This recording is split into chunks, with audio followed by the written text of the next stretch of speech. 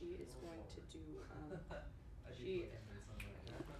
okay, sorry. She's going to, you just need to kind of listen to her to say one thing that you need to worry about with social or branding is branding yourself, and then that's when you want to get, yes. Okay, great. I just want to make sure. That's good. Okay, great. Little. Got my lotion there. Okay, Janice, how are the boys? 30, 15. Okay. 8, 7, 6.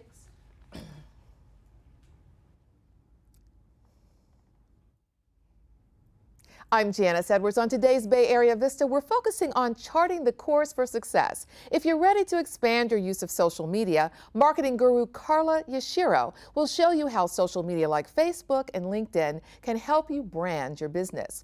And then whether you own your own business or work for someone else, Ruth Stirgeo, CEO of Invent Your Future, says the rules for succeeding are changing and you need to know the new ones. Join us for Bay Area Vista. That's coming up next.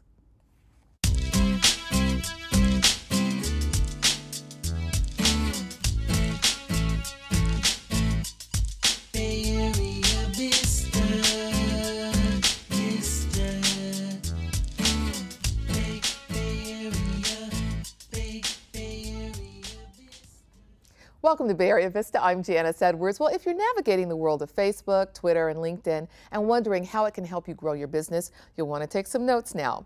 Carla Yashiro is an entrepreneur, a marketing communications specialist, and an Emmy Award-winning producer. She started her career in marketing at Telemundo, NBC Universal. During her 12-year tenure, she gained significant experience in marketing, branding, promotions, PR, and social media. After Telemundo, Carla co-founded Gather Your Crowd, a marketing consultancy firm, and she applied her knowledge at the tech start-up Gold Spot Media. Now she works for Hitachi. Carla, welcome. I should mention that we were colleagues at NBC Universal, and it's such a pleasure to see you again. Oh, I'm so delighted to be here with you, Janice. I can't believe it. You know, so many years working together, and I never got a chance to, to enjoy, working together, collaborating on a project. So I'm very happy to be here today. Well, I'm excited to see you. And what is so fascinating is that since that time, as I mentioned, you co-founded a company, Gather Your Crowd, which was really about social media exploding. And then you've used that continually and use that now in your multimedia communications management at Hitachi. So let's talk a little bit about this, because some people are on Facebook with their friends. They know about LinkedIn for professional things, but thinking about a whole branding and a persona is something that's new. Does everybody need to do that these days? Well, I think it is very important for the business owner, right? For obviously big companies are doing it, small businesses are doing it. And I think at a personal level, you might want to do it if you want to be recognized online. So it's not limited to just big companies. How they should go about it is really up to them. If they like to be, they feel comfortable recording their voice, maybe a podcast solution would be good for them. Mm-hmm. If they feel good about writing, then maybe blogging would be their solution. If they like to just write a little bit, then 140 characters in Twitter right? would be the solution, right? Yes. So there are a ton of different ways in which you can promote your personal brand online. Mm-hmm. And so, the sky is the limit. Yes, the sky's the limit, but also for some people who are accustomed to feeling like the old model of advertising is the way, I'm going to sell you something and show it. This new way is, come know about me. Get to know me, we create relationship, and then you follow, like Twitter, you follow me, or we work together. So it's a totally different way of thinking about it. And some people feel like, well, I don't necessarily want to reveal myself in that way. So in terms of thinking about what you want to craft as your persona, how authentic does it need to be in terms of every area of your life? Can you select a little bit, say, well, this is what I believe about business and I just want to talk about that? Or does it have to be more inclusive? I also think that's a personal choice. But what I am doing that I feel works tremendously well is you don't need to invent your persona. You should just be who you are and project it. Now, the thing about branding yourself online is that you really need to know who you are. So you need to think about that. I don't think we ever really think about it. And so we project the way, people perceive us in a certain way. We don't even notice those things. We think we are in a certain way. So I think what people need to do is first define who they are, maybe even get feedback from their friends. Companies do it. Yes. They actually get focus groups and they get feedback from consumers. So it works the same way for people. Get feedback from your friends. How do they perceive you? Is that the way you want to be perceived? Yes. As a person, as a professional? And then once you know, then either continue doing what you're doing if you like what you hear, or modify it a bit. You know, tweak it a little bit, and do it consistently on all of your social media properties. So if you decide to post your pictures on Flickr, which I really recommend because you know that they have Creative Commons, they protect you with copyright laws. So even if somebody else was to go and borrow one of your pictures, they still need to respect the, you know, whatever limitations you put on that picture. If That's you're using, very important. Absolutely. Facebook, if you're using Twitter, you know, it is important that you keep everything consistent. Create a global avatar. You know, a global avatar will allow you to you know, for you, your persona, your brand, to travel with you in any blog, any forum, any wiki, any place where you comment, where you post. It will always show your personal brand consistently. And people get to know it just like they know these famous insignias or the golden arches from years ago. Absolutely. Now, one of the things that you've done is with About Me, which a lot of people may not be familiar with, but you have a phrase that you have that describes you and a gorgeous picture of yourself. Thank you. So let's talk about that phrase, because that's really what we're looking at, is deciding what you represent. Did you get some feedback from friends? And then let's talk about what you decided to put on your picture. Oh my God, Janice, it just took a lot of soul searching, because it's funny, you know, we're in marketing, but I think in a way branding yourself requires for you to really know who you are. So yes, I got feedback from friends. I also really try to look within and see, okay, what are those things that really make me different, right? Or that I think make me stand out. What are the things that really matter to me? So my About Me page will tell you that I love certain things, and I'm in search of truth, beauty, and, you know, authenticity, right? Integrity. And I love simplicity, and that is the way I market brands. Mm-hmm. So it took me a long time. You know, and brands, by the way, they're always evolving, they're always changing. It's almost like, you know, they're organic, they're never the same. If you look at the history of Coca-Cola, for instance, you'll Yes. notice they started with one look, right. and one, you know, but there are certain things that never changed. And you want to be that. You want Except that Coke formula, which was a bad decision, so they changed back to that. That's but right. that's an example too, that when you are known for certain things and people respond to that, you don't want to tinker with it too much, tinker with the essence Yes. of it too much. At the same time, evolve. The new way we engage with people, everything is based in trust. And the only way to build trust is by being who you are authentically, and by being consistent. You know, if you have a friend and your friend is always different, every day you see her or him, you know, they're in a different mood.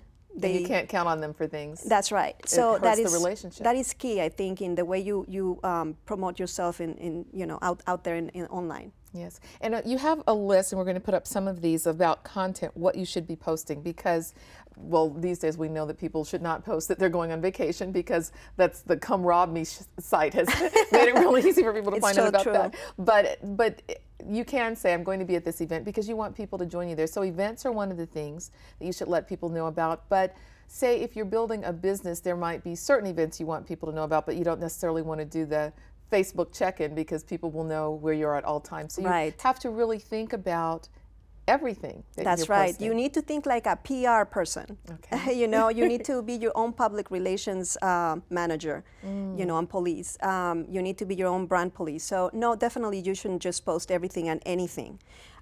You should think about what you want people to see about you. So say, for instance, that you want to look like you are very active in your industry.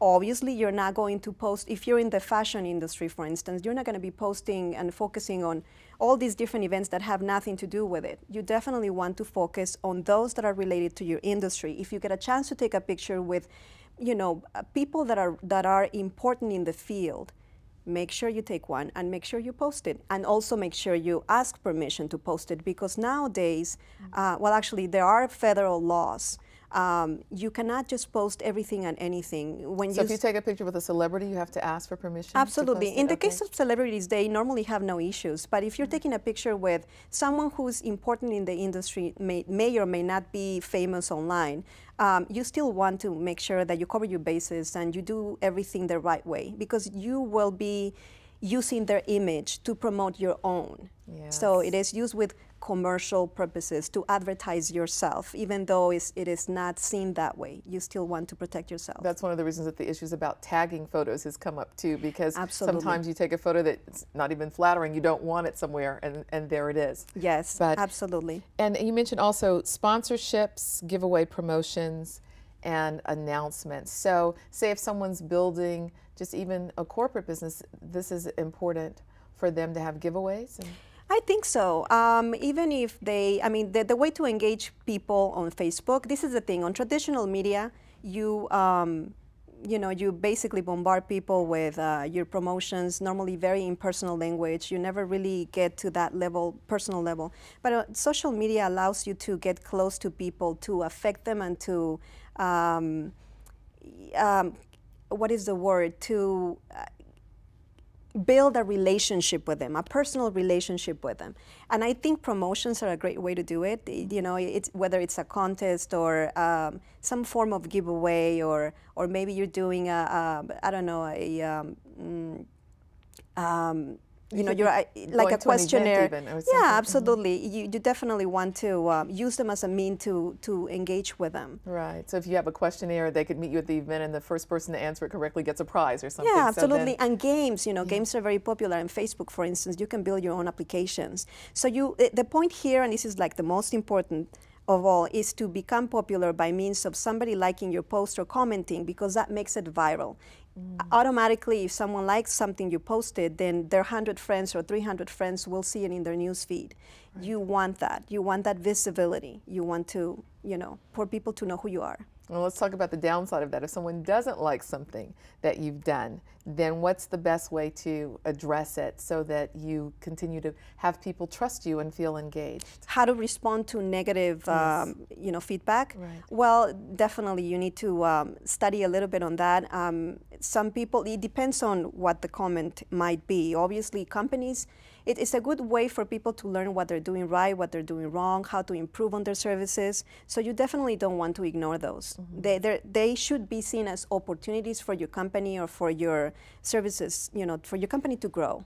You know, so I think you should, you know, on a one-on-one basis, of course, you look at it, you decide, is this something that I should respond to, or are they just, you know, haters? And right. you know, and there are some people who are if it deals with customer rude. Service, you want to address it quickly. If it's Yes. haters, you have to make a decision about that. Absolutely. Yes. So you want to respond right away. That's the key. Great tips, Carla. Now, before we go, I want to just show your About Me page again, because this is the great way of bringing all of them together, so people have, like you say, the wonderful phrase about you, and they know where to find you: Facebook, Twitter, LinkedIn, all of the ones, your Flickr photos, and just bring it all together. So that's really a good way to do it.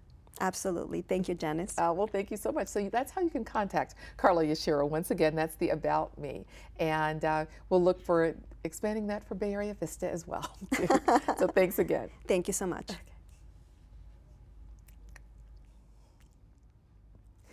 Okay, so keep whatever device you've been using for taking notes handy, because in this segment, Ruth Stirgeo, co-founder and CEO of Invent Your Future Enterprises, is back with us to explain the new rules for success in the ever-changing corporate world. For 20 years, Ruth has produced stellar events throughout her company, Planning Dynamics, and she's served as the founding executive director and event producer for the Professional Business Women of California, attracting more than 5,000 attendees to annual conferences in San Francisco. For 17 years, she produced highly acclaimed governors' conferences for women in Los Angeles, working with 4 administrations. She is incredibly talented, works at San Jose State University, and we don't have time to give all of her credits because the show would be over by then, but she's been named in Who's Who of Silicon Valley. And Ruth, it's nice to see you back here. You're too kind. Thank you, Janice. Always a pleasure to be back here Well, I with wanted you. to give some of your impressive credits, because people need to know that there's a lot that goes on to being successful in business these days, and you are constantly looking at that. Your company, Invent Your Future, and the conference that you do every year and I've been privileged to be a part of, is really about that right now you have to continually look for these changes. So what do people need to know about business that's changed, say, in the last few years? Well, I think the speed of change has just grown exponentially. What used to take several years to happen is now happening in a very short period of time. And as you say, one of our functions is to keep our finger on the pulse and then try and turn around and provide the tools that people need to help them get to the next level of their career or to take their business to the next level. So we're seeing a lot of change at the moment. Obviously the huge growth in social media that you were talking about with Carla, right. That's really impacting people's careers in terms of how you present yourself online. And I like to see, I think it's a great opportunity through social media to really help drive more face-to-face connection. Yes. A lot of the world we're hearing in work is very impersonal now, and less opportunities for people to go out to conferences, fewer opportunities to get out and about perhaps. People are building a lot of their brand online, but you can really leverage that to build face-to-face connections too, and I think that's one of the new rules, I would say. Yes, and speaking of that, a lot of people wonder, should you have a business Facebook page and a personal one? And then what about friends who see you on one and want to connect on the other, in terms of, say you're working for a company. We've heard the horror stories about people posting those unwise things, but if you're really looking at just making sure that your company profile is good and expanding as you look toward your next steps, what do you recommend? Well, I think it really depends on the culture of the business that you work with. And obviously the very professional, strictly business, LinkedIn type profile, it's very important to build that in a very solid way. It can be a very powerful tool, particularly when you get testimonials to attest to the great work that you've been doing.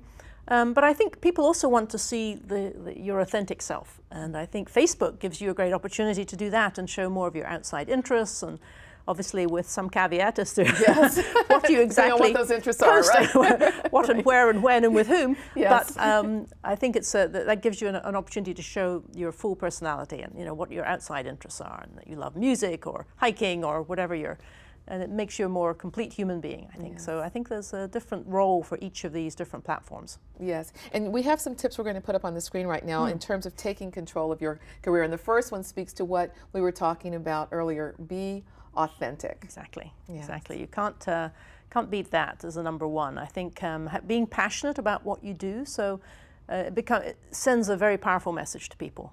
You can immediately tell by from someone if they're keen and passionate about what they do, and you're immediately going to take them seriously.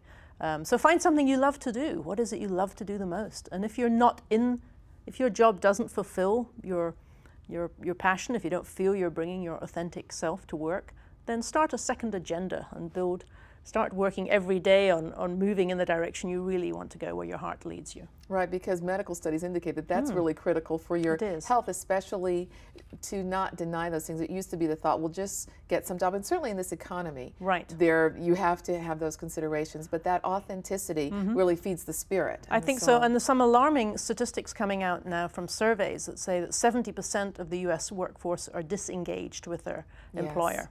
There's a lot of discontent in the workplace. A lot of people are doing the jobs of 3 people. They are stretched to the limit, and I think there's a lot of dissatisfaction. So I think whatever we can do to become authentic, bring our true self to work, communicate clearly, set boundaries. Yes. There's a lot of things we can do to. Right, you talk, and building those connections too, because office politics can be very daunting. How do you take control of situations if you feel maybe that you're not getting information or you're isolated? What kind of recommendations do you have for building connections? Well, again, it's a very critical area, and I think one thing that I encourage everyone to do, whether you're an introvert or an extrovert, it's not enough just to do a fabulous job. You've really got to be a little bit of a self-promoter, or at least let people know about it. Exactly. Let people know what your strengths are. Ask for what resources and help that you need to advance. What do you have a burning desire to do? Communicate that clearly. And oftentimes I see people getting very fed up and just deciding to step aside or do something else, but they haven't really communicated. And I think that's a very critical piece, because oftentimes they'll find they're more appreciated than they realize. Yes, and then sometimes they hesitate too, because a coworker might feel like, oh wow, you're blowing your own horn, but it is still in the framework of teamwork, but letting people know, because sometimes those decisions are being made, and you want to make sure that you're the person who's chosen to stay, so it's your choice. Yes, when exactly. you decide to leave. I think that's the biggest piece we're seeing right now, is that it's really important to be an entrepreneur in terms of your own career. Be the CEO of your career. Take full responsibility for it.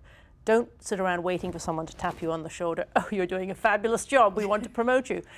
You really need to take charge and communicate clearly what direction you want to go in, and get the resources you need to get there. Very important. And in line with that, command respect.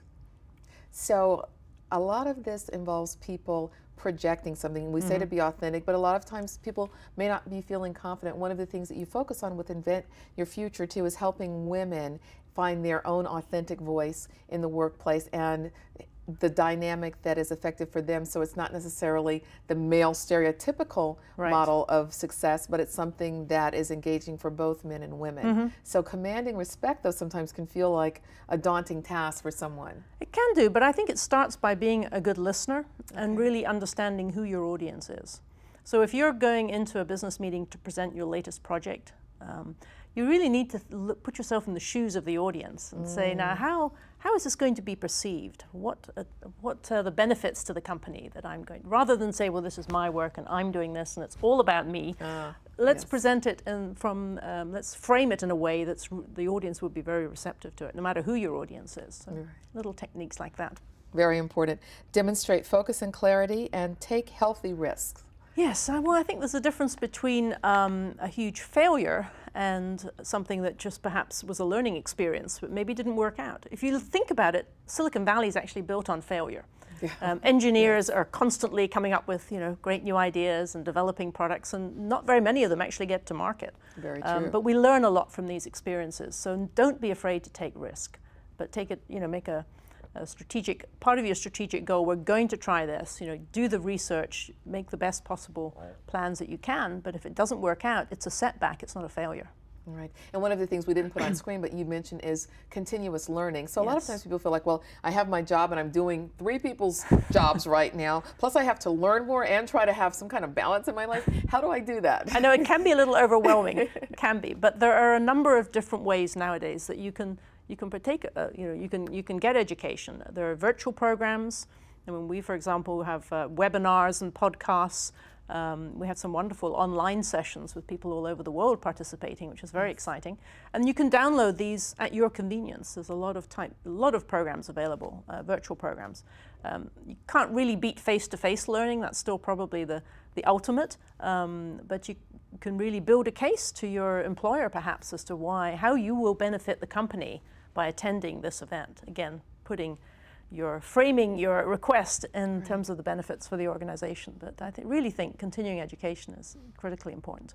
And it's interesting because you constantly come back to this being the CEO of your own world, your own life, no matter what. So especially as you're doing a great job somewhere, always keep in mind that you're checking in to make sure that you are aware of opportunities, because sometimes people feel like, well, I have so much to do, I just need to do this. But you always need to be open to new opportunities and really check in to say, is this in alignment with my vision, my life, my overall goals, not just the immediate deadlines that I have before me. And if you're very clear on what those goals are, you'll know immediately the answer if this is in line or not. And you can seek out, even if your company doesn't support your training goals, you can seek out opportunities with nonprofit organizations. You can volunteer and gain experience in an area that you might need to add to your repertoire, and then you put that on your social media profile, and it helps build your brand. Yes, and we have just a little bit of time, but I'd like to ask you, because you've had so many successes and I mentioned some of them, what have you found most challenging, especially with the changes in the economy? Oh gosh, I think just the general, and for me, the withdrawal of putting investment into training and development. Sadly, with the... You mean like corporations that used to pay for a lot of employees? That used to send hundreds of people to training and conferences would suddenly have completely often retrenched. It's coming back, but it's coming back very slowly, very strategically. I think we all have to prove our value even more. Yes. But I'm card-carrying optimist. I think there'll be good things coming out of this massive restructuring and change in the way that we do business. And I think as long as we take responsibility for our own careers, that we'll all do better in the long run. Yes, very well said, Ruth. Thank you so much for joining us. A pleasure. If you'd like to contact Ruth, the information about Invent Your Future, which is a perfect title for an optimist company, is there on the screen. So thank you again. Thank you. You're very welcome. And thank you for joining us. And that's our show. I'm Janice Edwards. Thank you for all that you do to make our Bay Area the great place that it is. Please join us again next time. We look forward to seeing you then.